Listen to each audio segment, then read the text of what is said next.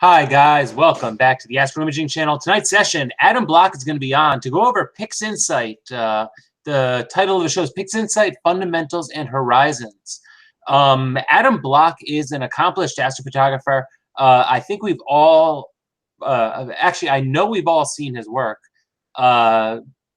Most of us probably recognize his name, but Adam's been featured in a lot of the even non-specific astronomy magazines like National Geographic, Time Magazine.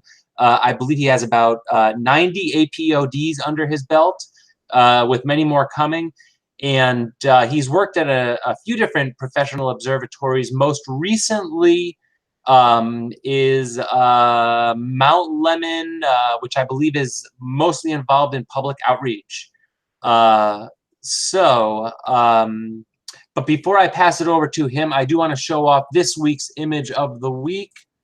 Bear with me. I do apologize for last week as well. I did say the week earlier that it was canceled. I saw one question online. Hey, was tonight's session canceled?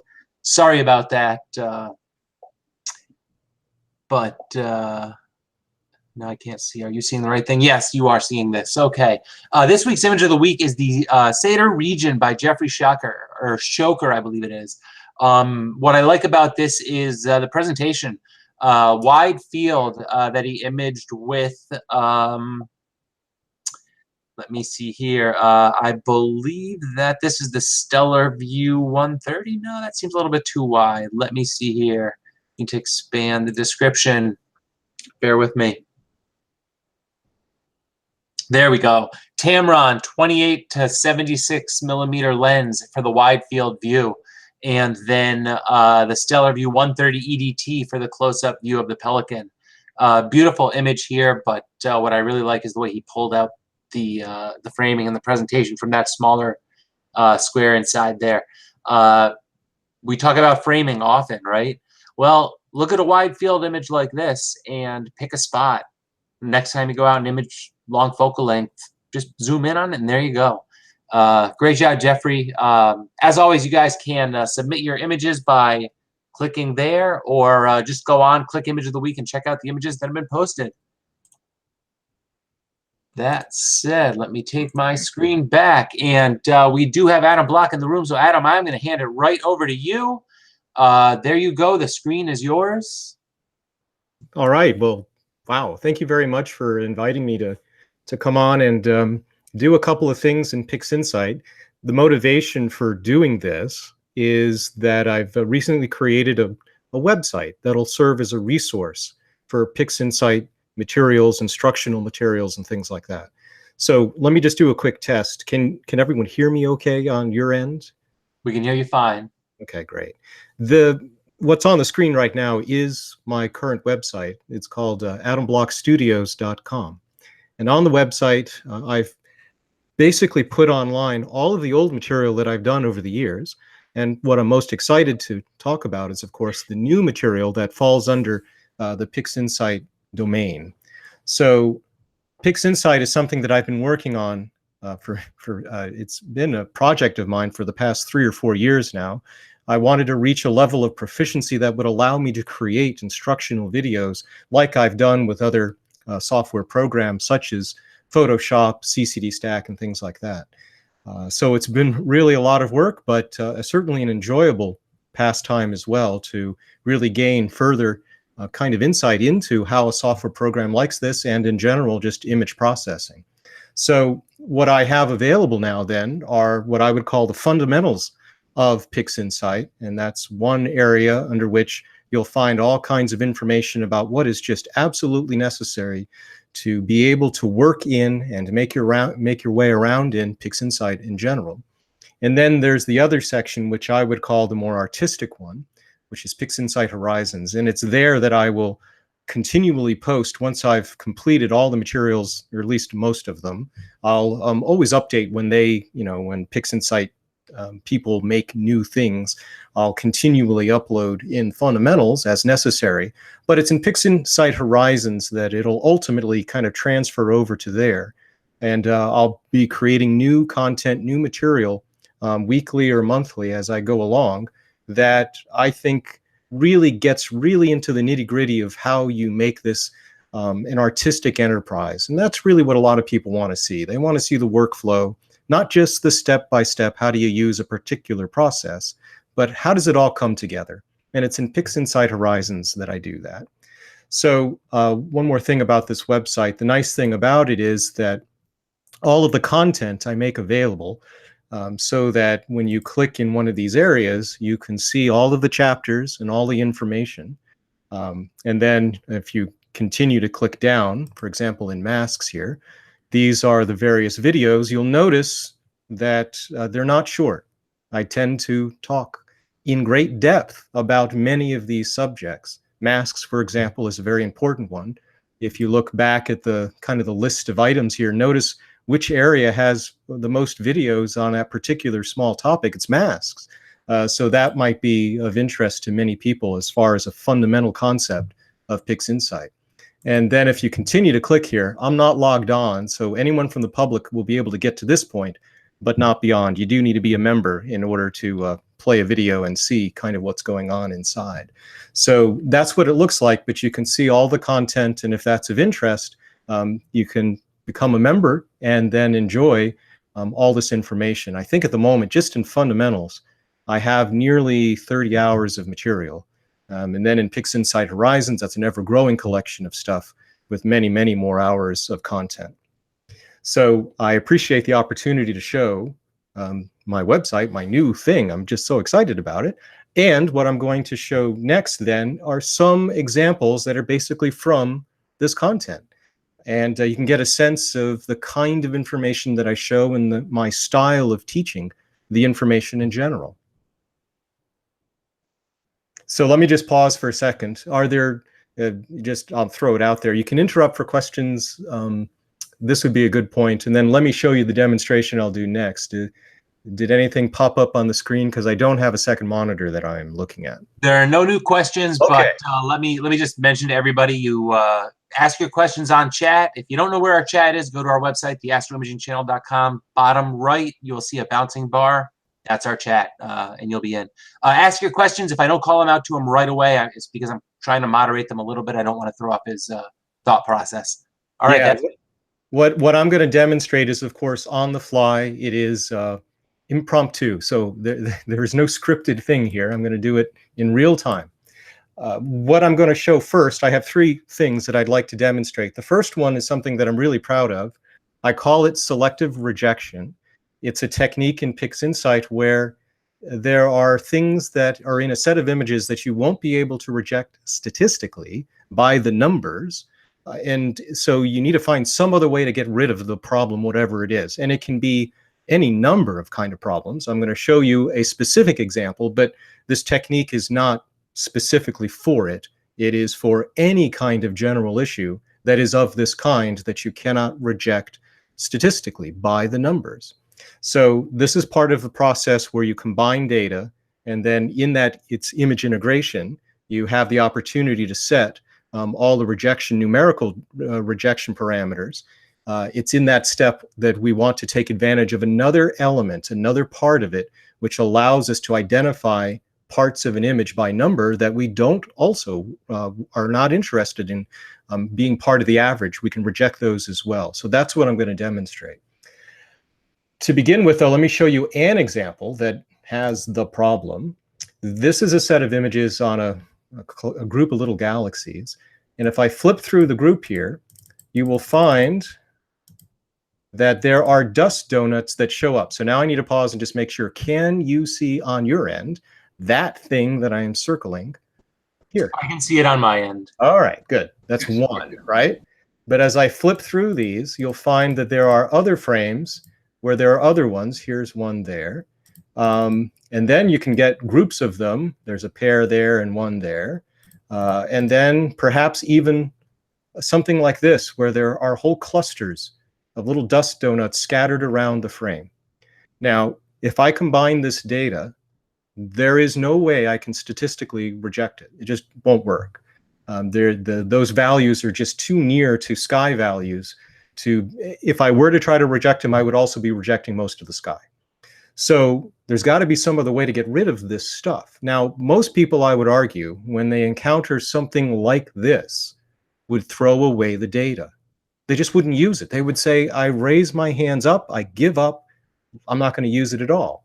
And if you have an infinite amount of time, perhaps that works out. But the weather and conditions, access to instrumentation, whatever it is, might prevent you from being so picky. And I'm always looking for opportunities to use as much data as I possibly can. So this is the method to try to take care of this. I'd like you to notice one thing about this particular idea. These dust donuts, although my images are dithered, if you look closely, they move around. But the dust donuts, of course, do not. They are fixed within the system. So even though my object is moving around, the dust donuts are in the same place. You can actually take advantage of that in what I'm about to demonstrate. So I'm going to remove this. And then this little creature right here, that's going to serve as my example of anything that could go wrong, because this thing happens, I think is my point. What I'm going to do is literally put this into images and demonstrate the removal of it so that you can see how that all works. So I'm literally going to write this image into here. And there's a way we can do that using pixel math. Now, what I'm about to demonstrate with pixel math, it'll have an expression. It's not an important expression, but it's an expression that I'll make available on my website. So I'll put a little page that'll be the Astro Imaging Channel page, and it'll have a summary of much of what I'm going to demonstrate right now. So don't feel like you're missing anything on the screen or in the recording. I'll also make a summary of it on my website. So the first thing I would note is that I'm going to write this image into here using an expression that looks like this. Basically, the expression is this if statement. It says that if we're in a rectangle, this is a function called inRec. If we're in a particular rectangle, somewhere in this image that I specify, then we're going to print out the image of whatever it is. And I can already tell you that I gave this thing a name. I called it emoji. So I should write here emoji. That's the image we're going to write. I'll specify where to write it in just a moment. But there's something also equally important. Look at the readout values here on the screen of this thing, and notice this data. This is linear data. If I display it in the way that does not have the automatic screen stretch applied, then you'll see that it looks very dark. So let me reset this here and show you that, well, let's see. Let's make sure that things make, good, now it's working. So it's a linear data. If I write this image into here, it's going to look very bright. It won't look like what I want. Let me go ahead and just demonstrate that for you. So I'm going to specify a place that I'm going to write it to. My image is 4,000 by 4,000 pixels, so I'm going to write it to a place that's, I don't know, this is the position in the picture, 2,000 by 2,000. And the size of that little image, it's a small little image, happens to be that size. So if I write this into here, you see I get a very bright thing. So if I display it in the normal way, it looks like a white thing. That isn't what I wanted to have happen. I wanted to have my little emoji thing look normal in there. So there is a way to do that. All I need to do is know what's the sky value here. What do sky values look like? Well, they have a value apparently of 0.017 or something like that. So if I make something here that's white have a value of 0.02, then everything else is going to work out about this image when I write it into here. So I'll just use regular old pixel math to do that. All I need to do is just say target t times 0.02. So if I do that, now when I do an automatic screen stretch, we have an image that when written into here is going to look pretty cool. That's the idea. So I'm going to put this back here. We'll say emoji. Emoji. That. This is a fine position. I don't care where we put it. The whole point is it could be anywhere in the picture.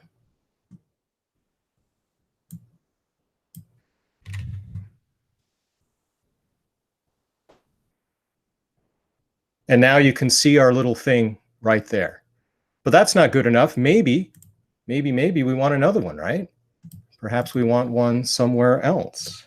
So we just change the number here, and we write another one in here, and so on. So I could make a whole bunch of these filling the frame. In fact, I've already made a few artifacts here. That is, I just made them at different positions. So these are just the same pixel math expression. Let me just show you. So there's the pixel math expression here. So we can write as many of these little creatures that we might want into the picture. So now I've shown you just the setup. I've shown you how I'm going to go about doing it. Let me just remove this image and show you that I have a set of files here. These are the data that I took, and we're going to put stuff in it. So you'll notice that I have two different nights. I have a January 15th and then a January 21st. So on one night, I'm going to put on a handful of images here a couple of garbage stuff. We're going to make them look ugly. And then on another night, we're going to do it again, different ugliness, so that we'll really mess them up, and then you can see how we can fix them. So the messing up part, we've got to pick, I'm going to do 3 images. The whole point is that we're going to remove problems where they're only in a small number of images out of a full set. Here I must have 20 or more images, but only a small subset of them are going to have a problem. So let's choose something I can remember, like 7, 8, and 9. January 15th, 7, 8, and 9. And then we'll do 10, 11, and 12 on the 21st, just so it can be easy to remember. The best way to do this is to use the combination of the image container and an image or a process container. So I'm going to set them up here. I'm going to load from the files, because I'm just going to do it from the disk.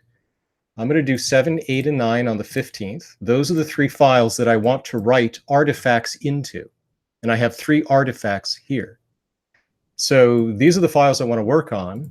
And then I'm going to, coming over to here, grab the process container like this. And I'm just going to put my little poop emojis in here.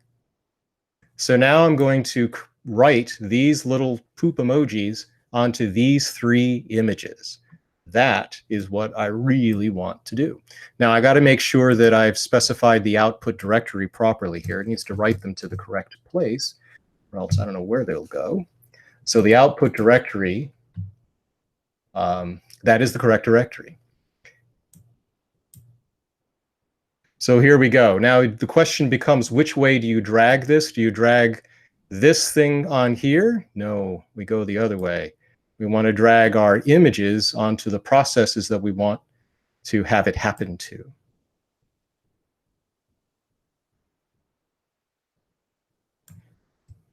So it just wrote our little artifacts in there. Or it's trying to anyway.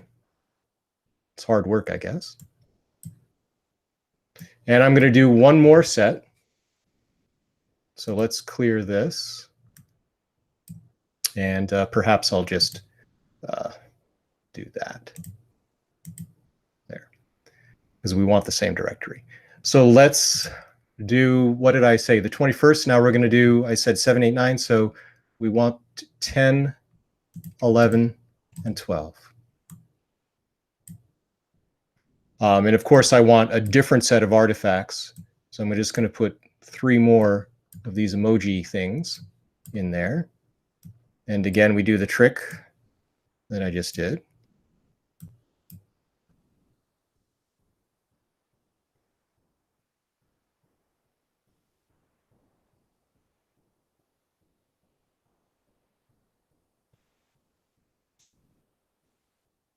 Okay, so I will close these out for the moment. I've done it. We've made a mess that would normally have people throw out these images. Let me just demonstrate that there's something else about the image container that I don't like. It's supposed to allow me to overwrite files, but it actually doesn't overwrite the files. It adds a little 01 here.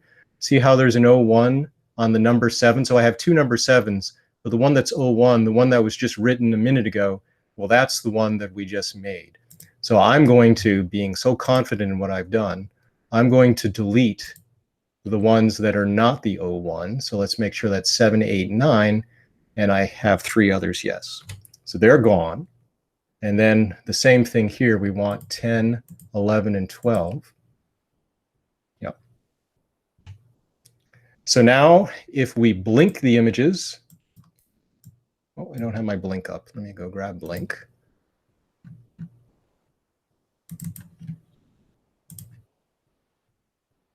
Oh, boy. Let's get to the right place here. If we blink the images, we should now have the same kind of problems that I demonstrated a moment ago, where the dust donuts were evident. I think, I can't remember if these are all displayed properly, so I'll...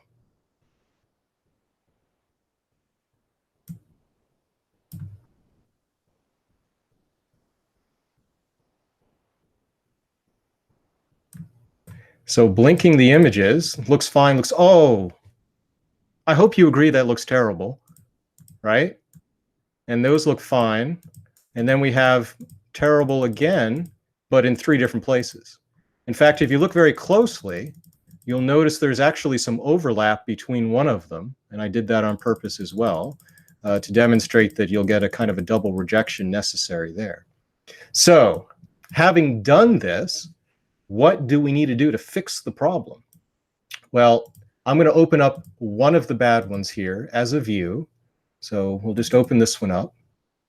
And what you would do is you would say, okay, these are the bad things. We want to reject them. What I'm going to do is paint black zeros, paint zeros over the problem area. That's what I need to do. So this requires the clone stamp tool. But we're not going to use it to cosmetically do anything. We're specifying an area that we don't want to have included in our image integration when we combine all the data. So in order to take advantage of clone stamp with a brush to write things here, I need to create an image that has a bunch of black zeros in it. So I'll just use pixel math to do that and write zeros in here.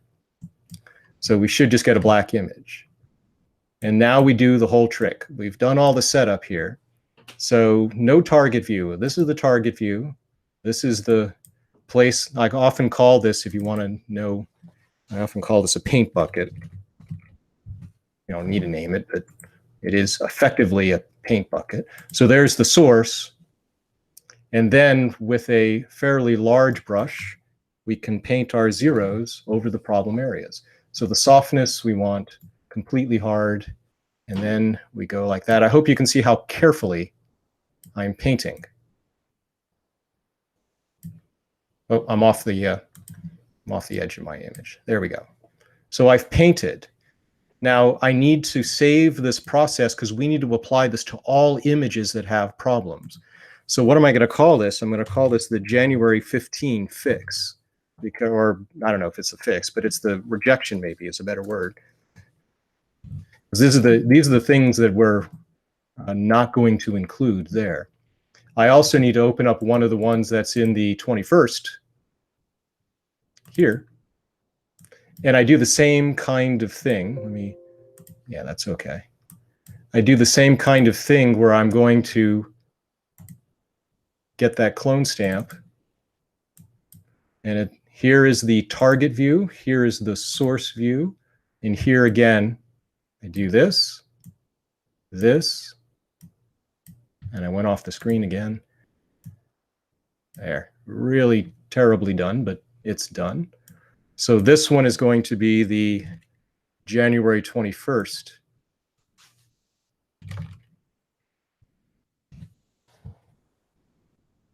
Okay, so we have everything set up. As you saw me do a moment ago, whenever I want to write files to the disk, to fix things or whatever, what I'm going to do is just use one of those image containers, and then I can apply these processes to the image container if I'd like. So that's probably the easiest way to do it in this case. So these files here, these are the ones that, let's see, which ones are these? These are the January 21sts. So if I want to, but these are not the, let's be sure. These are not the 01s. I need to grab the 01s. Sorry. So let's get rid of there. The ones I want to load are the 01s. These are the ones I just messed up. There we go. So everything is good here. This time I'm going to make an adjusted directory because I want you to see what happens here. Went the wrong way.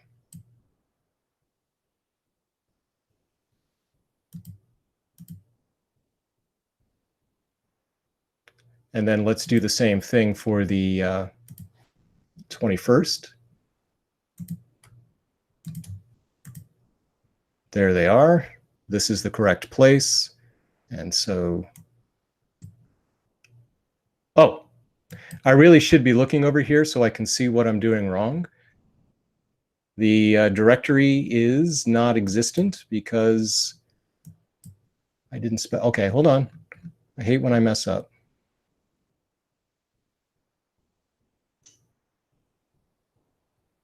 I guess I need to make the directory. I didn't remember I had to do that.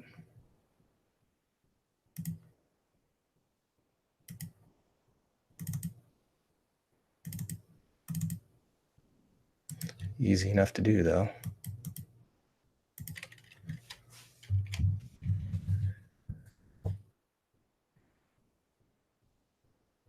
Wrong way. There we go. Sorry about that.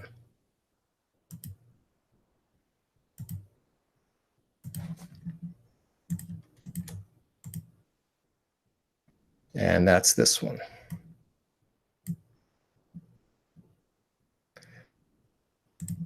So if I open one of the files we just have here, you can see that they have the black things in them just as I had painted because we applied that clone stamp process using this image container to each of those files. So I just wanted to demonstrate that they are written in there exactly like we want them to be. So I'm just doing some file management here. These are the ones that don't have them yet written to them. And these are the ones that are actually written here. So I'm just going to very quickly remove these guys.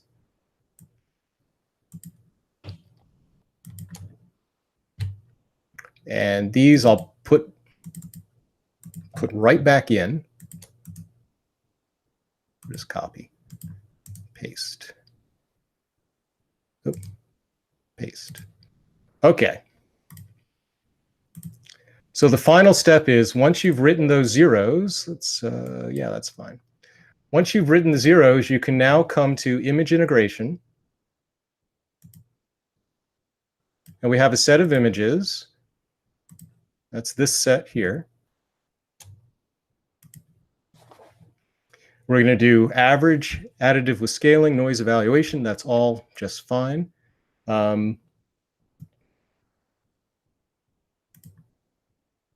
As far as the pixel rejection is concerned, we're still going to do the normal kind of rejection. I'll just use what is kind of standard here, the Windsorized sigma clipping. But what's important is, especially here, this clip low range. I need to have that selected because it will enable in this next one this parameter here. So I'm still going to put my standard parameters up above.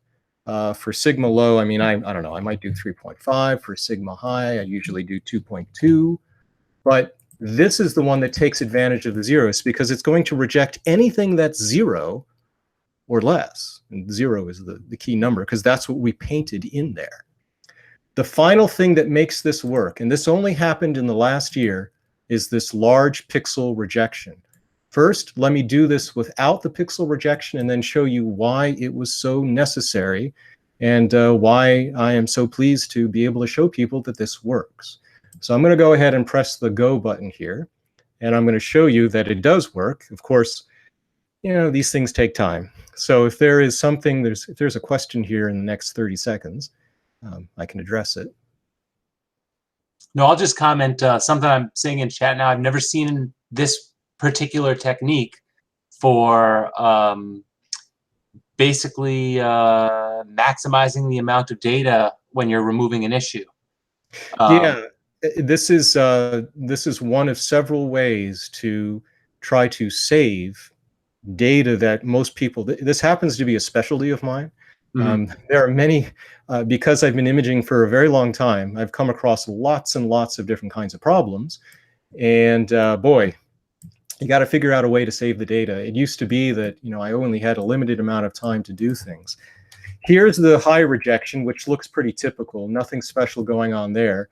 It's the low rejection, though, that you really want to check out, because they should include the blobby things that I created, right? You'll see there's some overlap on one of them, and that's what I indicated before. Now, the point is, let's see what happened to the final result. Not bad, right? You don't see any poop emojis. I hope everyone agrees with that. Now the data is perfectly usable. We used all of the data, but rejected those pixels where there was a problem, only it didn't quite work. And this is what, for at least the first 3 years, really bugged me. You see, where I painted, the edges don't get rejected properly. Oh my God, that bugged me. And it's only until they created or included now this large scale pixel rejection. What that does is it says anywhere where you have rejection, in this case, either by statistical means or in this case, because we wrote zeros, you can expand that some number of pixels based on a wavelet scale here beyond what you've identified. And that's precisely what we need to have happen here. So if I expand this a little bit, you know, and I'm just going to make absolutely certain, I'll do 3 layers, I don't know, whatever. And I do run this again, that's the only thing I've changed. You're going to find that the boundaries here will not show up. It'll be a complete rejection like you expect. And then this process of selective rejection is a really powerful tool to get rid of problems that you would not otherwise be able to do. I've had examples where I've had a moth running around on my frame because it landed on the filter for half the night or something. And so I have a set of data which has, you know, 20 images or 30 images, but 5 of them or 7 of them have moth in it. And so the moth will not get rejected completely because it has fuzzy parts to it and all kinds of things. But you can draw these zeros over the moth problems, just like poop emojis, and still use those frames. Most people, I promise you, would throw out frames that have Mothra running around in them. Yeah, that's exactly what I was thinking, was for any sort of anything that causes a dust mote that moves in the frame that the flat doesn't take care of. Now, this can also apply to high-end stuff. So if you have a satellite trail or something else, because satellite trails or airplane trails, that, you know, the edges may not reject well, even when you have statistically, even when you use this, you can, by golly, draw zeros where you want and get rejection exactly like you'd like by using this method, where statistically it might not work, or you might have to make the valid parameter so aggressive it is detrimental to the product, to the integration that you're shooting for. So if I now zoom in here, so you can see the boundaries there, right? And then I take this image here, which is the new one we made. Now, of course, I'm going to be terribly embarrassed if this didn't work. But if I take this and I put them together, we should find that while in one, you see the boundaries. Well, I can blink them. Let's just blink them. And the other, you don't. So here is without the large scale rejection, and here it is correctly. So that is the complete solution for selectively, manually rejecting anything you want in an image. The only thing you need to worry about is whether it's a small enough set. If I had that dust mote problem, and you'll notice I do have one in this image, which is a very large one near the bottom, but it's in every single image, this technique, of course, doesn't work. It can only be in a subset of the data. That's the idea. Okay, so let me pause for 30 seconds and set up with what will be the next example. Are there any, really big questions about the technique? So Linda's asking, would using a soft-edged brush to do the paint have avoided the issue without the need for the large rejection setting? No, it actually would have been the inverse. It would have made it harder. Yeah. You really want those zeros not to be interpolated or smeared or not actually zero in any way. A soft-edged brush means that those edges would be not necessarily a zero, but they might be some other slightly bigger than zero number. So you actually want it to be completely hard, and you want every pixel where you're rejecting to be absolutely zero. There was this problem with basically it's the interpolation. It's the way PixInsight interpolates when you paint with things. That's why those boundaries didn't disappear, and that's why I got so excited when this little large-scale pixel rejection algorithm became available.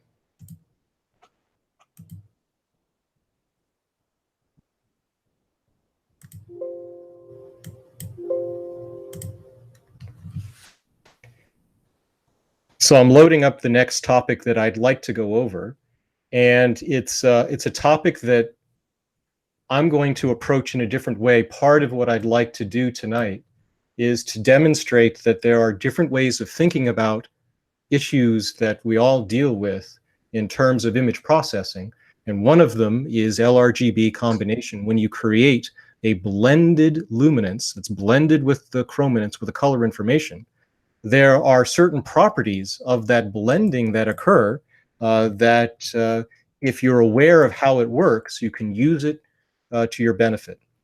So let me just show you. Here is an image of a color image.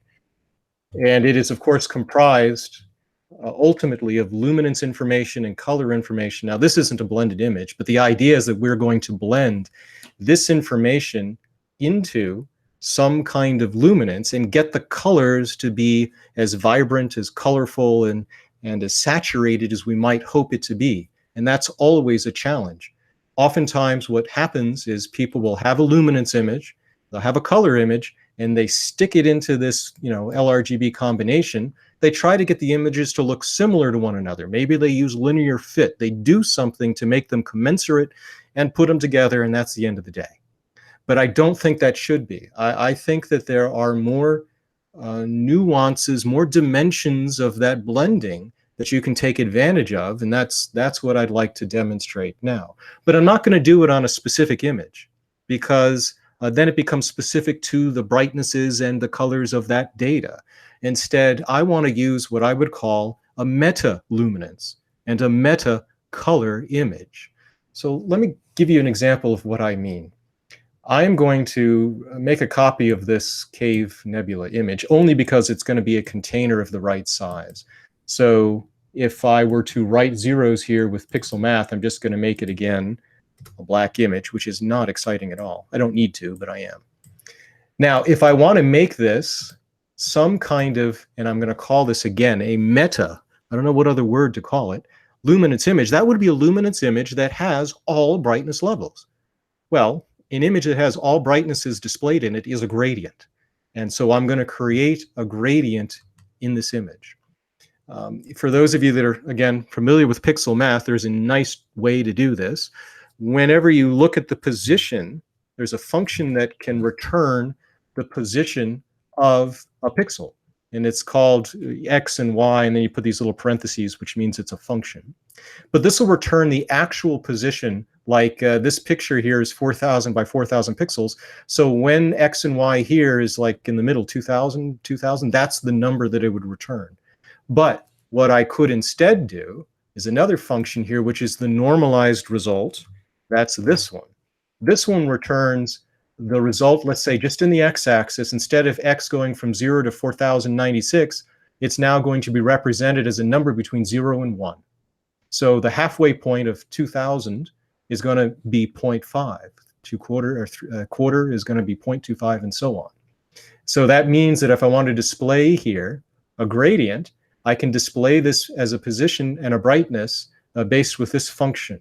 So this is going to give me a horizontal gradient going from 0 and then going all the way up to 1 of the right edge. And that's exactly, those are the positions, but they're also the brightnesses. That's why this little trick works. Well, it should work. There it is. So now we have a nice gradient, and this is our meta-luminance. So I'm going to call it a lum. That's our luminance. I also, of course, need to have some kind of color image. So once again, I'm going to create something here that is some kind of color image. The easiest way to do this is, like the trick I just showed before, I'm going to go ahead and just type it in because it's not too hard to do here. We can actually specify that if statement. We can say if we're inside of a rectangle, and this rectangle is going to have a position. So let's say the position is 0 in x, and it's, I don't know, 300 in y. So, and then it has to have a width and a height. Well, the width is going to be 4096, and then the height is going to, we can make it 200, I don't know, some height. So if it's in that rectangle, then we're going to display, in this case, I'm going to do RGB, so we're going to make it red. Otherwise, just keep it black, something like that. So this should create a red thing if I've done this correctly, and I'm doing this live, so who knows? Ooh, look at that, I did it right. So that's one red. Now I can copy this, Control C, Control V. And if I want to make a green, I do everything the same here, but I'm just going to shift down. This is in the Y direction, like that. That should make it green. And then, of course, I can do a blue here as well. Just do one more shift down here. So now I have a color image, and I have a luminance image. You know what? I really should name this luminance since I have it there as luminance. So I don't have to change my thing. Did I spell that right? Oh, but I capitalized it. Capital. Yeah, I saw. All right. So what I should be able to do is throw this onto here. Oh, I didn't do it right. Did I misspell it? Luminance. Luminance. Okay, what did I do wrong? Invalid source color. Ah, nah. I did something kind of silly there. I didn't create this as an RGB image. Ah, nuts. That's okay. So what do I want to do? I tell you what I'll do. You know what I can do? Let's just do this. Sorry. I took this from a gray image. Is that right? No, that says RGB. Oh, but this is RGB, so this one isn't grayscale. That's the one that's the problem. There you go. Yeah. Well, that's easy to fix. I'll just grab the gray. How's that? There. Okay. Yeah, that's what I get for saving projects to try to help me.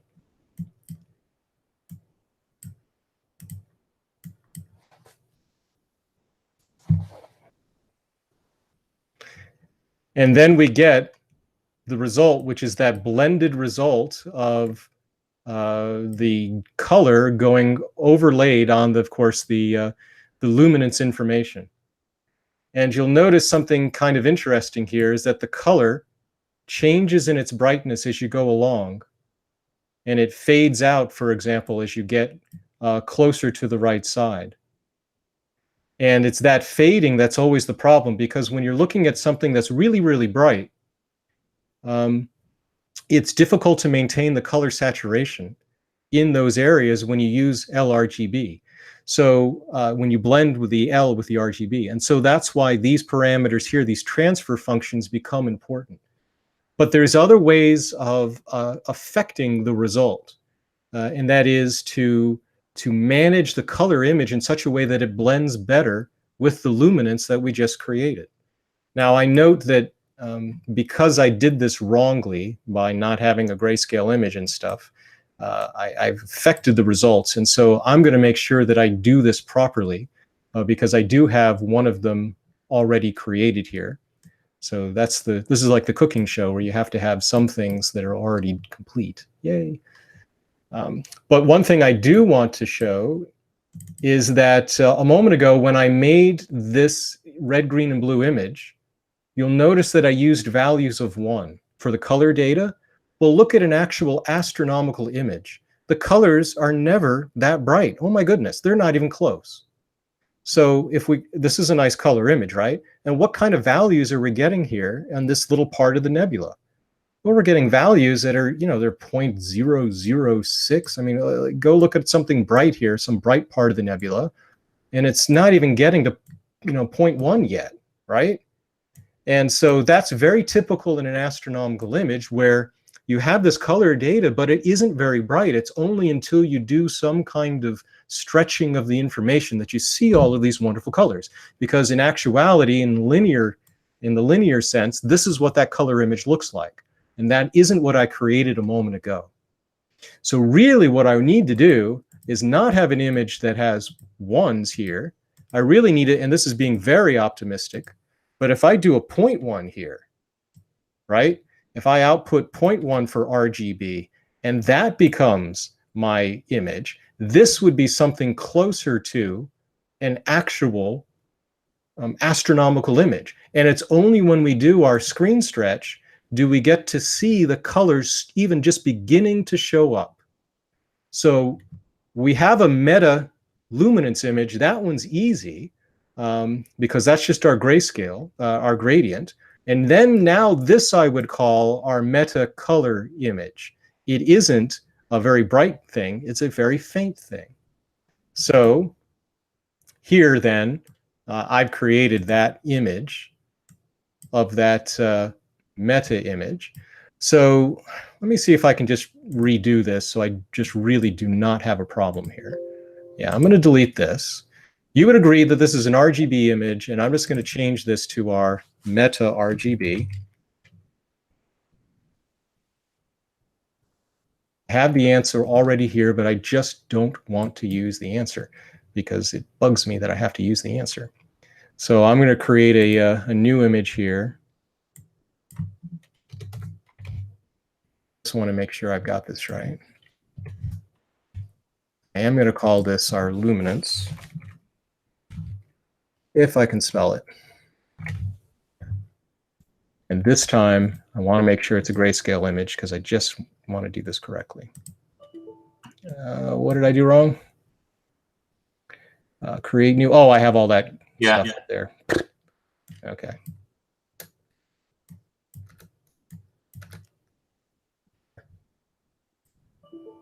And what else did I do wrong? What's that? Single expression. Correct. Just do it. Okay. So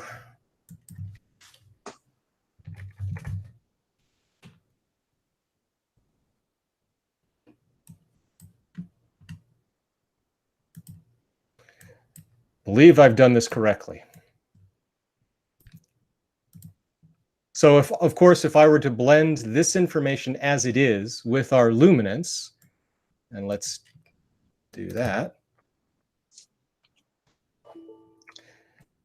Okay, what did I do wrong now? Luminance 1.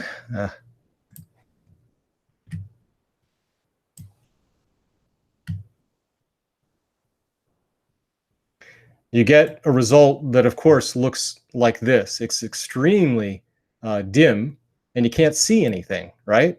So that isn't the way it normally proceeds. Normally what you do with your meta RGB image is you stretch it in the normal way. So this is the screen stretch, but we need to permanently stretch it. So I have to get my my histogram transformation tool out, So this is the stretch. That's the first thing you do. You have your luminance, so the first thing you do is you stretch your color information. We save that, apply it, and now we have this version, which of course we then apply, and we get the result that I was trying to show you before, which is that. You'll notice it still looks quite faded, especially when you get up to a certain value. In fact, you'll notice that there is a density of color here that shows up, but for the red, green, and the blue, it shows up in different places. So it looks more colorful, more saturated, if you will. In the red, you know, it shows up further to the right, in the green somewhere in the middle, and the blue, it's usually way down near the bottom. The blue is always seemingly the most difficult one to deal with. So the effect that I want to demonstrate here, I'm going to undo this, is notice that, and I'm going to take another step back here, notice that when you have this image and we brighten it up in some particular way, so let's say that we brighten this image up like this, we're changing what is effectively the contrast of the image, because typically we don't have an image that has a black sky. That's the other thing about the astronomical images, is you actually have an image that has not a black sky, but instead an image that has, get my expression out here again. You have an image that has a sky that has some value. It's a little bit gray. It isn't completely black. So the values are going to be something that look like this. Instead of having it be completely dark, you're going to have a grayness to the background there. And so the idea is that when you have an image that looks like this, and let's be sure that I'm doing this correctly. Yeah. Problem that I just did is the following. 1 second. Because I'm using two different things here. Okay.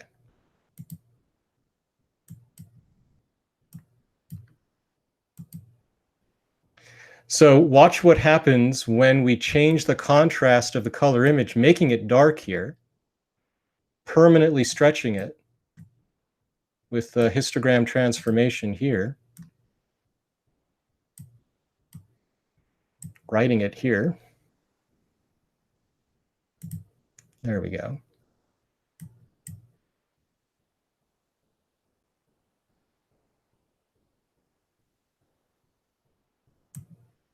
Can you see now that this looks more saturated? We now have a saturated red here, a much better green, and a much better blue. We're still not doing very good, though, on the top end. So the question becomes, as you move over here to the right, where does all this fading seem to start with all of the colors? And the answer is, I'm just going to put my cursor somewhere over here and then click the readout. The answer is right around 0.8. 0.8 is the magic number that you want to pay attention to when you're creating your luminance, because you know any values that are brighter than about 0.8 are going to be very difficult to color when you do the LRGB combination. And there's several things that you can do to help, one of which I just demonstrated, which is that you raise the black level of the color data. When you raise the black level, you're going to get a response that shows a greater contrast in that color. And then when you blend it, it'll have greater saturation showing up here. Now, of course, what people do is they not only do they increase here that contrast, but then they pull out their curves, transformation, and they take the saturation curve, they apply even greater saturation to the colors here, and then, of course, they blend it back in. So I guess I can do that here. Oh, here it is. And we'll see that the color extends further to the right because we've increased the color saturation. So the color extends further to the right, but not that much more. Let me go ahead and bring out my the one that actually has the answers here. So here it is when you just use the auto STF as I demonstrated. And here's what happens when you just do the contrast adjustment. So let me blink back and forth. Here it is with just auto stretch. Here it is when you change the black level. It's pretty subtle. Can you see that? I'm going to ask Adam. Can you see the difference between here and here? Yeah, I can absolutely see the difference. Okay. Yeah. Then you can do with the maximum contrast here. Let's see. So here to here, and now we're extending further in here, the color further. This is maximum contrast. What this really means is I have really clipped all of my sky away, which you can't really do. But this is just making the image in the RGB color space as contrasty as possible just by changing the black level and also adjusting the color saturation. See here in my history for this step, oh, I don't know if you saw that.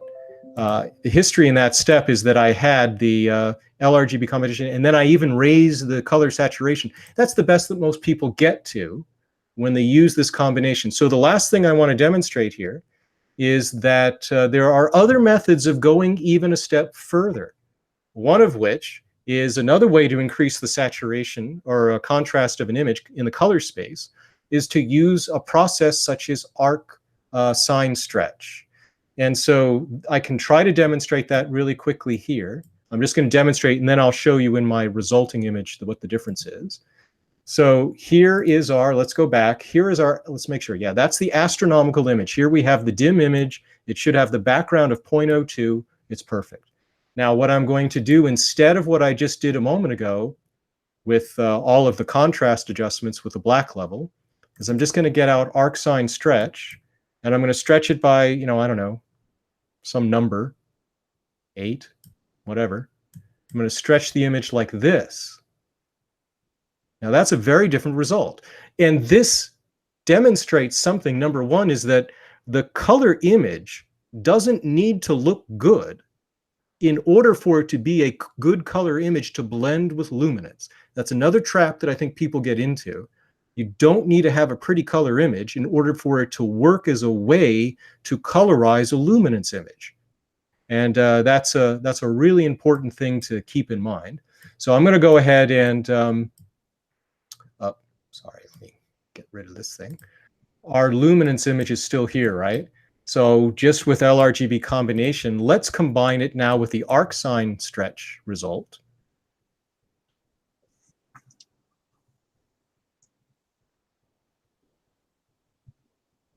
Here's what you get this time, and that's without any contrast adjustment.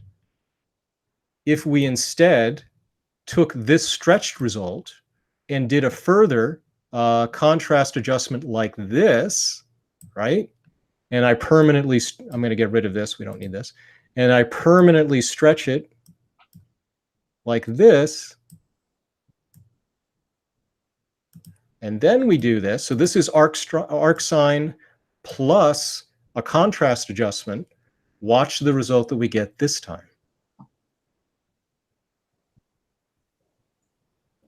It's going to go even further over to the right. So let me show you in my result. Here's the bottom line here. Let's just make this big so it's the only thing you can see. Here's arc sine stretch with no contrast adjustment. And here's arc sine stretch with the contrast adjustment. So to begin, we have what is typically done is just the auto stretch. Of course, that's not enough color saturation getting through. Then we do some contrast adjustments and we do better. We do contrast adjustments plus saturation, but here's the problem. You keep raising that saturation. Yes, you can get further into the bright areas, but the other gray areas, they start to get a little crazy. So arc sine stretch is one way to avoid that. Now there's a slight hue shift. That may be too subtle for the recording. There's a very minor hue shift, but that doesn't bother me as much as trying to get the color into places that I couldn't otherwise do, especially when you increase the contrast here. Now I can get color that goes all the way into the very brightest parts of the luminance. So the point is that you can manipulate the color data in some fashion by contrast or using different processes like arc sine stretch to manage how much color you get into the brightest regions. And the danger zone is 0.8. 0.8 is right around the number that you want to be careful when you're trying to create these color images for LRGB combination. So I'm going to pause and show you one quick other demonstration if I have time, Adam. I know I'm running a little long. Go right ahead. Okay, but let me pause and set it up. Are there any questions about that? That didn't go as smoothly as I would have liked, but I'm hoping that the point that I made is good. I do it better in my recording on my on my website. I definitely understand the point you're making. I think any of us that use PixInsight have run into that, where we're combining our luminance with our RGB. Right. And, it's. But I think the point, here's the point. You didn't, in all the adjustments that you saw me make, I never touched this. So this is on top of everything else that I just showed. Then you can still mess around with the transfer functions to go even further. Right. So this gives, I hope, a greater number of levers that people can use. The first lever that you use is to adjust the black level. That's increasing the contrast. The second lever is you can always mess around with color saturation, but I don't like to do that. I like to use other levers. And the third one here is the one that happens to be my favorite at the moment is arc Sine Stretch, although there are other methods. Arc Sine Stretch is great. You know, using a linear fit to make the data commensurate can get you close, but then there are these other adjustments you can do on top that can really get the color to where you want it to be. So one of the things that I find in many people's images, like of galaxies and things like that, is that they tend not to have color in their centers, where the outer parts of the galaxy are colored, you know, wonderful. They look great. But the centers of things always seem to be devoid of color. And I'm making the argument here, it is possible to do a little better than what I think sometimes people run into that problem and end up with.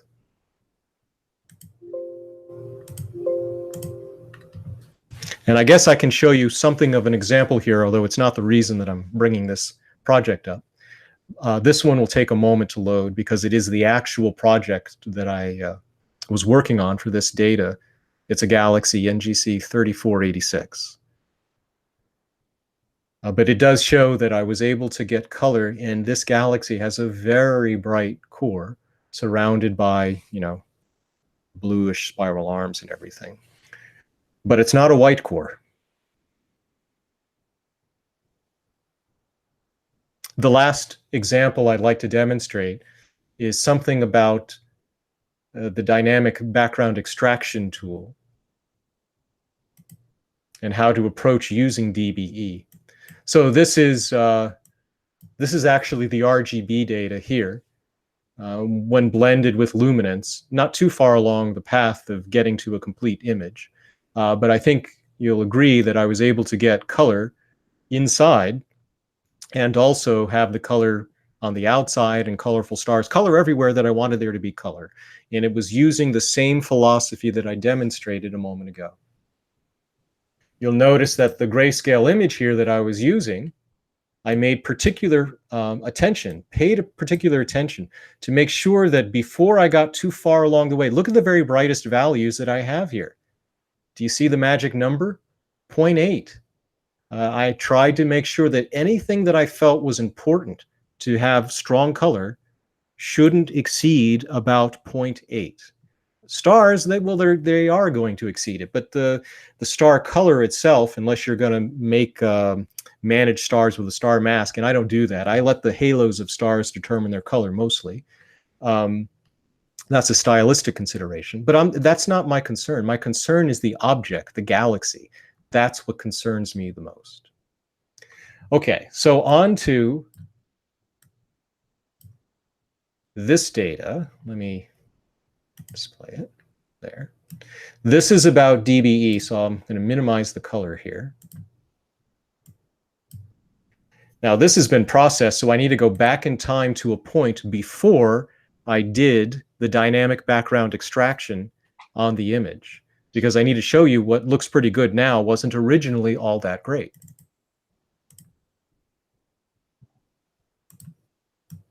So here's what the image, and this is the one we were, you know, putting our little emojis in before. Here's what the image looked like before I applied DBE. And what I hope comes across on the image are a couple of things. It is darker in the corners than it is as you go towards the center. That's a kind of vignetting. There's an amp glow here in the top left. Ignore that. I'm not concerned with that. But then as you come in radially towards the center of the frame, there is what looks like a donut, an annulus, a glow of light. Now, this has already been calibrated. This has already been flat fielded. This is the best that I could do.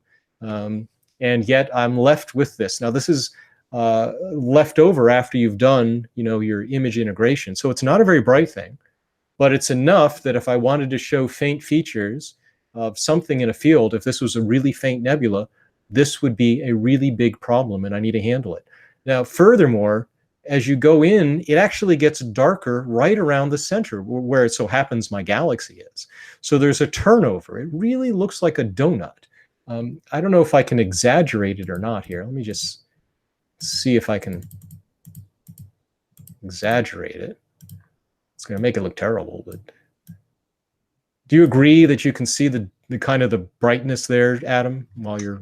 Yes. Okay. Yes. So I'm going to claim that it's visible.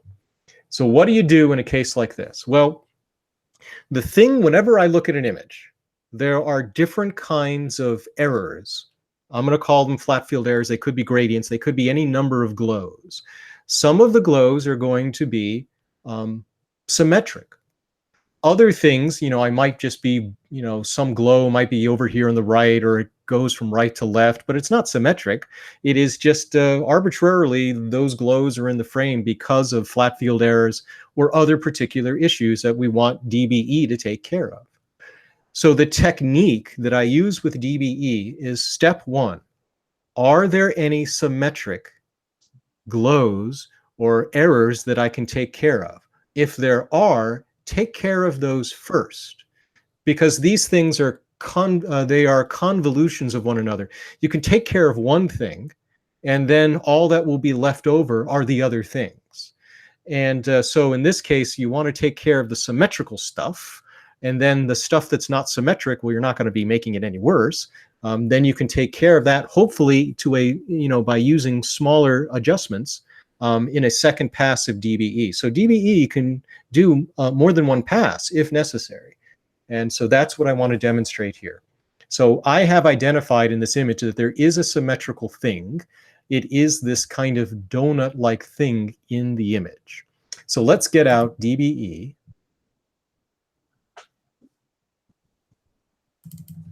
There it is. And I'm going to set it up in the way I might approach this image. The tolerance I'm going to make quite high at 5. I could go higher, but it's not critical in this case. Smoothing factor. This determines the adjustments from sample to sample. How smoothly does it make those different samples getting from one value to another? And so I'm going to make it relatively smooth here. The sample sizes I'll make are quite large at 30 pixels. And as you know, I've got to click on things that deal with this kind of annulus. So the first sample I'm going to make somewhere over here. This is going to represent values that are kind of the vignetted stuff. Things that are in this circle here are roughly all, or they should be, we hope, all about this kind of value.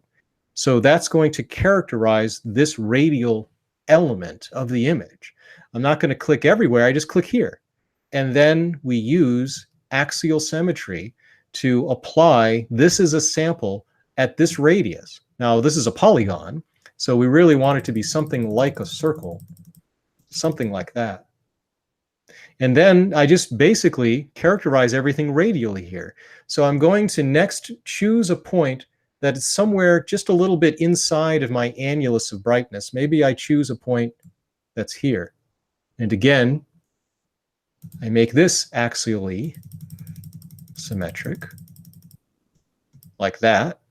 Now we go maybe even a little bit further in, because we want to be sure that we're getting the best kind of result that we can here. So we'll choose another point here. So make sure that we've really characterized this, this donut-like thing that's going on here. But of course, there is this turnover that we're seeing as well.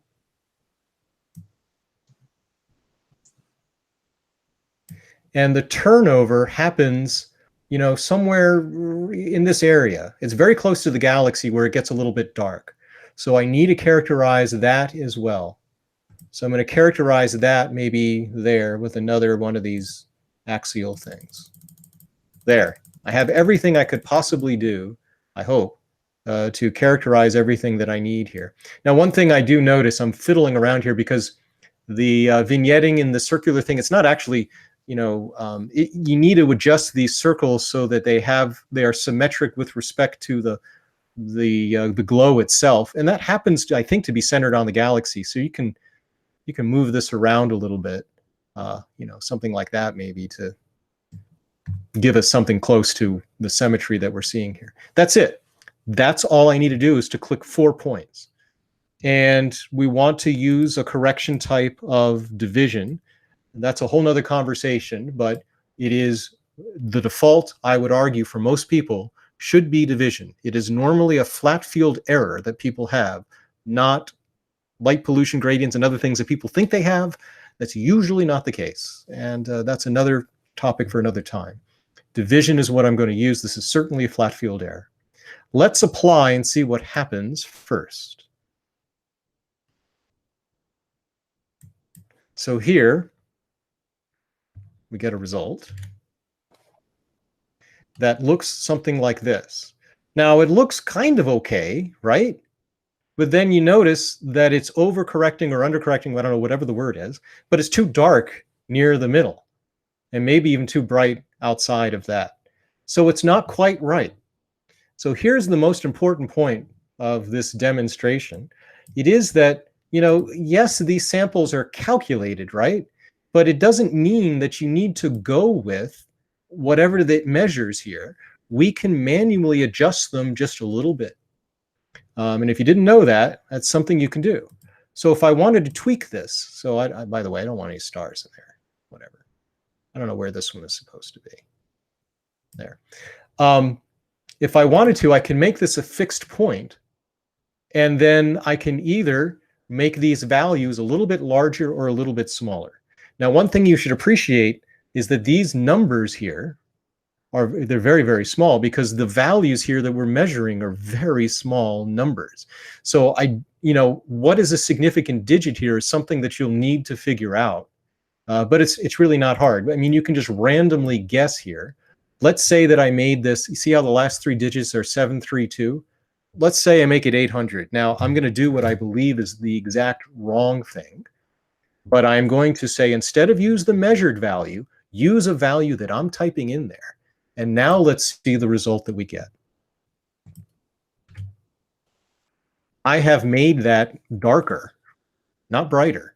I've made it worse than it was before. So that tells me, okay, you know what? I probably have to go the other direction.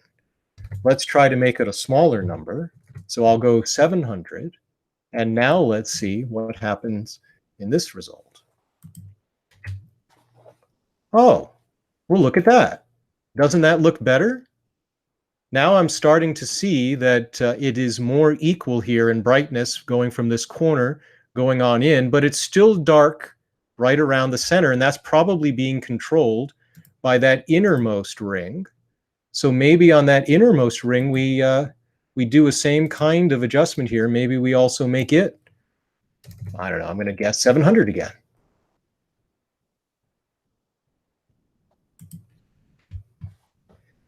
And now we have this result. And this result, depending upon how it looks on your monitor, is a much, much better place than where we began. So I'm going to just go ahead and cancel this so that you can, let's see, if I do this, these two, yeah, they're the same. So we're going from, there's our annulus of light, to this result here.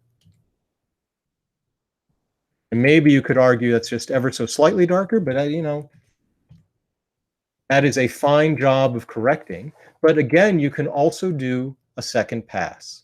And that's the final step here that I'd like to show, which is Now I don't need to put samples. You know, what people do is they put samples, like a gazillion of them, on their image, and they would have done that in the first step.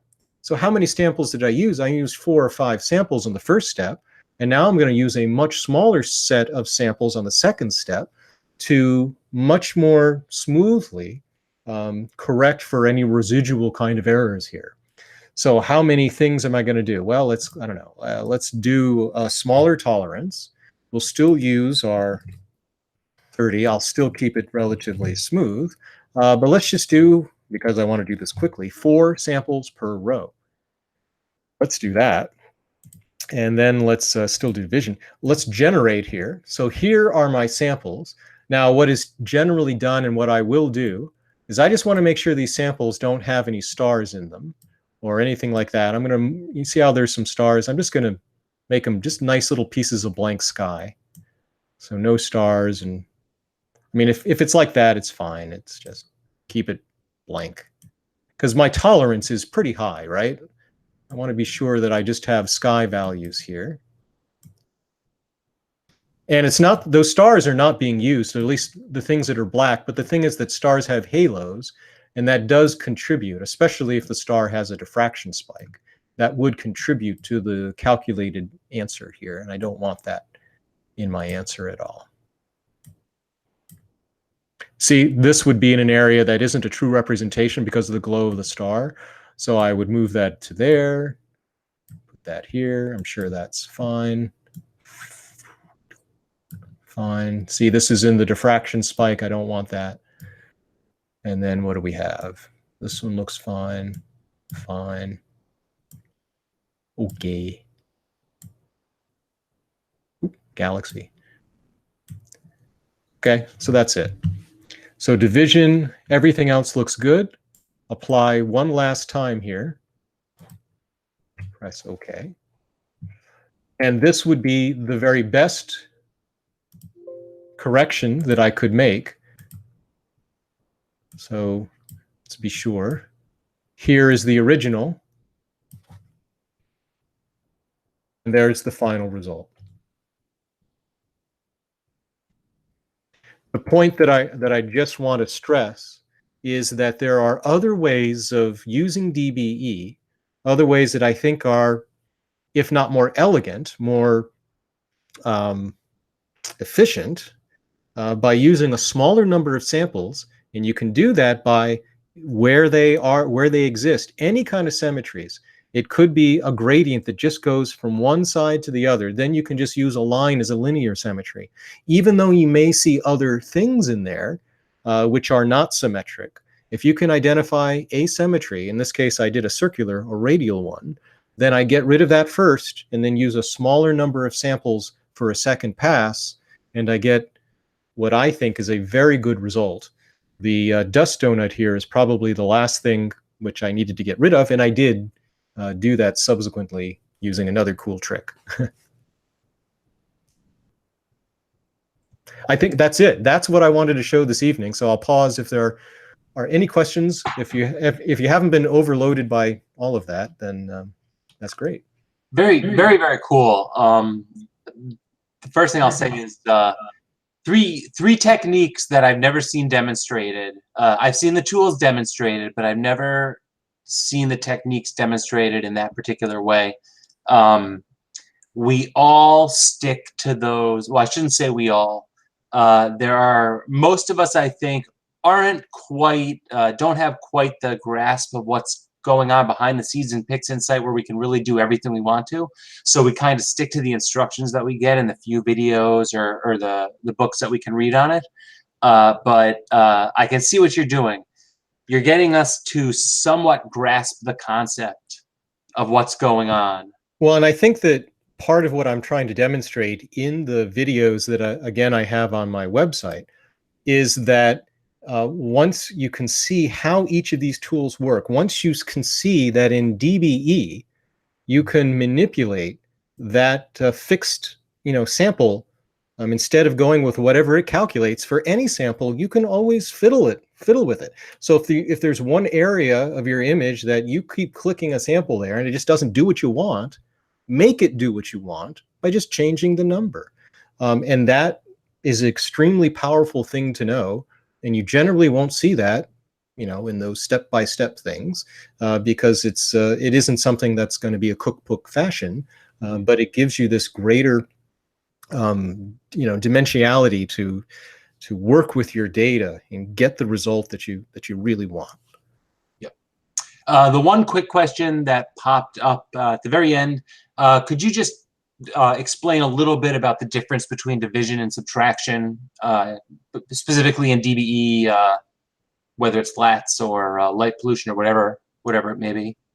I can give you what is the standard line, which is that when you have an additive signal, that is, when some guy was shining a flashlight down your tube, then the math would tell you to use subtraction to take that added signal that's in your data and then subtract it from the image in order, as part of this model anyway, to get DBE to do the very best job. But the argument that I was making is that I have found in the course of doing this for a very long time, it is usually not the case that people have additive signals. It is because we're looking at such small pieces of sky. If you really had a brightness that wasn't constant across the frame, you can have light pollution, but to have a gradient of light pollution going across your field, you've got to be looking at a piece of sky that's at least 2 or 3 degrees across. Unless you're looking at a source of brightness like you're near the moon, the sky just isn't going to change in its brightness that quickly. So people often see these complex gradient-like things in their image. They say, oh, this is light pollution. It's probably not. It's much more likely that it's a flat field error. And that's a hard thing to demonstrate, of course, because it really is an experimentation of optimizing flats and getting those to work, rather than just saying, oh, well, this is light pollution because I'm seeing this excess signal in my data. So that's why my recommendation is, unless 100%, division is really the right way to go. Given the ways in which I approach DBE, that it does work best. Interesting. Yeah, I'm trying to think that through, because I've used subtraction a lot when I was pretty confident or under the assumption that I'm dealing with light pollution. I'm trying to think, though, whether the light pollution could cause the flat fielding to either over or under correct,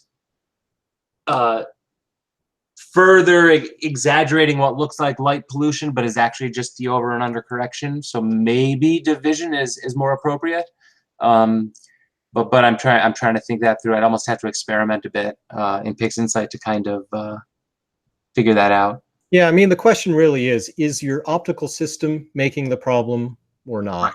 Right. And if it's your optics, then you're basically making an additional kind of a synthetic flat. We're modeling what would have been the flat that we actually wanted. And so that's the approach that I give it here. If I can use division to do my job, it's as if I'm just making an extra kind of flat to clean up what my original, real world flat was unable to do. Right. And the fact that it was radial like that. Well, that's an example symmetry. There are many other kinds of symmetry that you can use. And this idea, by the way, of symmetries is also very powerful when you have a field that, let's say that I was taking a picture of a nebula, that the nebulosity completely filled the field of view, but I also know that I get this, because of my optics and my system, I always get this annulus of light. Mm-hmm. So if I wanted to be somewhat conservative, I could just go ahead and use the symmetries on little areas of the image where I know I've got sky values. Say I'm doing the Lagoon Nebula. I have some little dark nebulosities in there. Then I can click on those and I say, well, these dark bits, this is sky, this is real sky. So I'll apply my symmetry calculation based on these samples, but I don't have to click everywhere in the image. I can't click everywhere in the image because the nebula fills the field. So using these kind of symmetries, this element of dynamic background extraction really, really is a great way to either get around the fact you can't click everywhere, or you don't have to click everywhere because you take advantage of the fact that something's symmetrical. And so that's the power of that particular element of DBE. Yes. And that takes some doing, but it solves the problem of what do you do when there is no background. Right. But what I'm demonstrating here tonight is the fewest number of samples to solve what is basically a complex problem. Most people, again, would have filled that frame with hundreds or more samples in order to beat down the annulus, and it may or may not work out. Yeah. I can't say I've ever seen the axial symmetry tool demonstrated either, and it seems pretty handy. And that was one of the comments we got as well by Nico, dealing with symmetric glows, and he's never seen that before. So we have gone over a bit, but this was a really cool show. Adam, I'm really happy you did this because, like I said, it dug a bit deeper into PixInsight than we're used to. I think a lot of people really want the instructions, but despite all those settings and all those dials and boxes and check boxes, a lot of us just stick to the minimal amount. But when you dive a little bit deeper, there's a lot more going on. We all know it exists in PixInsight, but you have to learn the tools one at a time, and then become proficient in each one. Agreed. And that is an excellent advertisement for checking out my stuff. Yes, I agree. Yes, absolutely. And I definitely suggest that. Check out his website. If his videos seem attractive to you, I think we've seen enough here tonight to get a good idea. I know someone commented there's some free stuff available, and yes, we've produced some free stuff on our channel as well. But there's something to be said to have a really put together program that is very organized. We do this for an hour. We kind of go at it, but as you see, it's more about the live show for us. And for people like Adam, it's more about a way to educate in a organized fashion. So that said, I do want to thank you all for watching tonight. I want to thank Adam for coming on and presenting. It was really great. We'd love to have him back if he's willing. But for now, next week there is nothing scheduled, so we're going to have an open session. If you guys have any questions that you think could take up a little bit of a topic, please send them on to me. You can contact me via the website's contact form. Let me think. Do I have anything else? I don't think I have anything else. So I do want to say thank you guys again for watching. Thank you, Adam. Check us out next week. Show should be posted sometime midweek. Thank you all for coming. Good night and clear skies to you.